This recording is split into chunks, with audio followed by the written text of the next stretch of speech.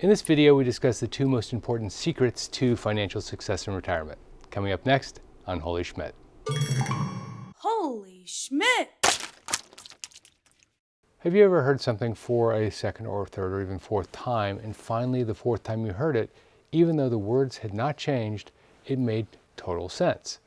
In this video, many of you are going to experience this.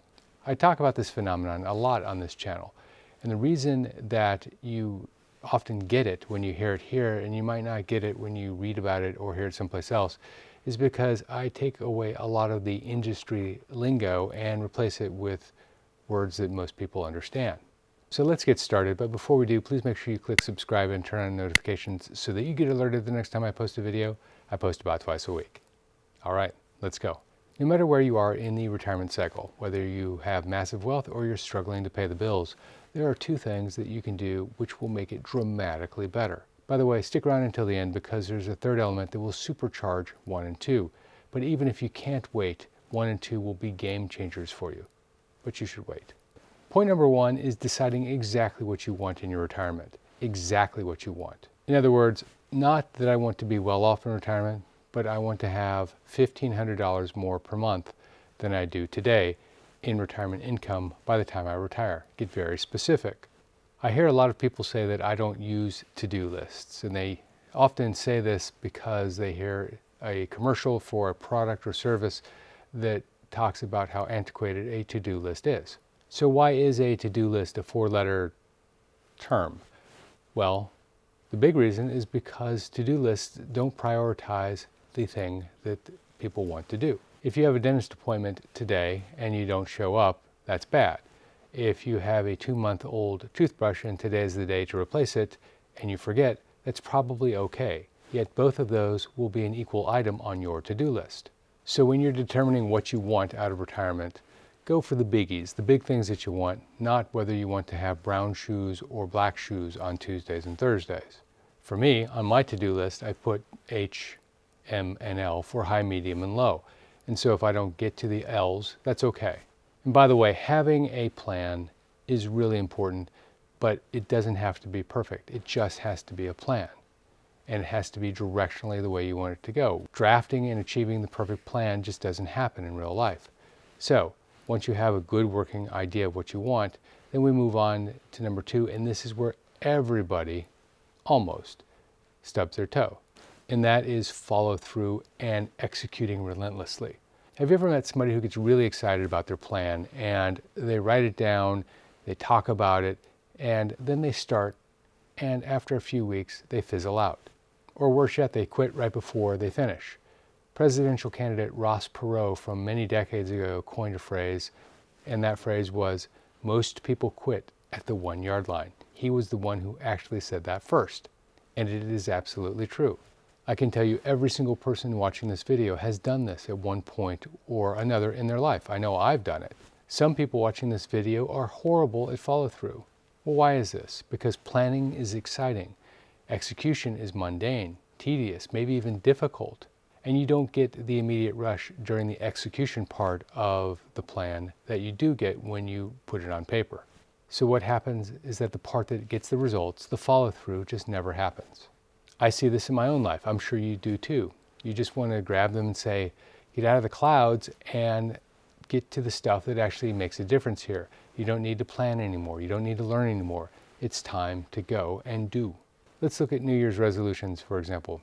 Every year, people will write down the resolutions for the following year, either on New Year's Eve or New Year's Day, maybe even a day or two later, but they write them down, and it's really exciting.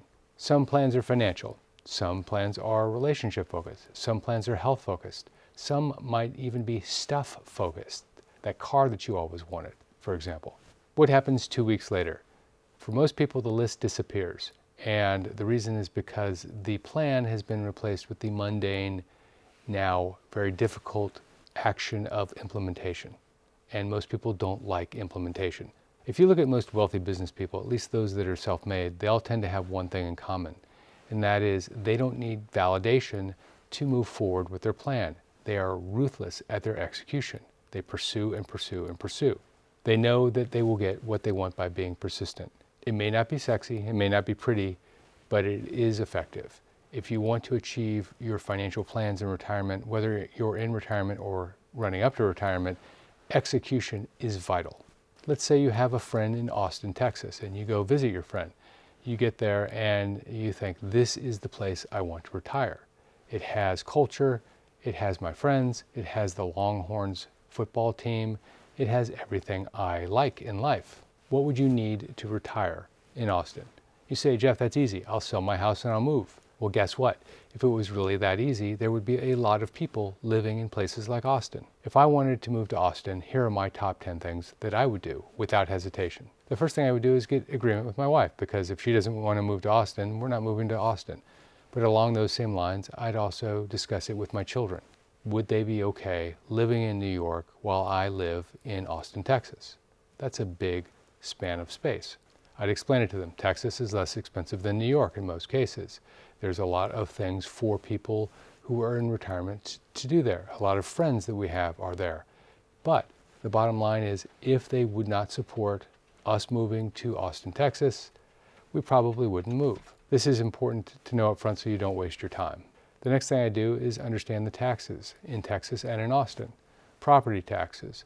Is Texas one of those states that doesn't charge income tax on your Social Security payment, for example? Some municipalities charge one type of tax if you have children using the school system. They charge a lower tax if you don't. The next thing I do is look into financing for a home, because if I find my dream home and I'm not ready, or I haven't sold my house in New York yet, I don't want to lose that house. And of course, if I'm retired, it's much harder to get a home loan than if I am still working. I'd look at the crime rates, access to public transportation. I'd look at the people and the culture and the things to do. I'd look at the homes in the area that I'm considering purchasing. Are they one story? Will I be able to get in and out of that house without having to use stairs in 20 or 25 years? Is there a place where I can film YouTube videos so I can continue to help people? You may have something different. Your list will most certainly be different. What is that one thing that you like to do, and can you do it from there? How is the healthcare in the area? Is it world class, or am I dealing with the B team? Obviously, you don't want to be dealing with the B team, especially as you get older in life. Is there a gym? Are there outdoor exercise facilities? Is there golf available? I like golf. Do people own pets in Austin? Will my pet fit in? Those were my top of mind 10. Yours will most certainly be different. And mine took about 3 minutes to write down. Yours should take hours if this is a big decision for you. The good news is that what you're doing now, or the decision you're making now, is probably not new. Somebody somewhere has already done what you want to do. So if possible, research what they have done and then do the same thing. It will cut weeks or even months off of this process for you for that thing that you want in retirement. The third point, the add-on point, is to take stock of whether it's working or not. Are you running east looking for a sunset, or are you spot on in your to-dos? Constantly assessing and refining your action steps may mean the difference between success and failure for many of you. And remember, this triad formula isn't just for the smartest people out there. In fact, some of the smartest people out there are also some of the people that have had life easy and don't need to follow through. But in a case like this, you would have the advantage. Being persistent wins the day. So if you want to have financial success in retirement, define what success means exactly. Define the exact steps necessary to get what you need, and continue to refine them along the way. If you like this video, please make sure you click the like button below. YouTube uses the number of likes in its algorithm to push a video up in the search results, and I want to help as many people as possible. This is Jeff Schmidt. Thanks for watching.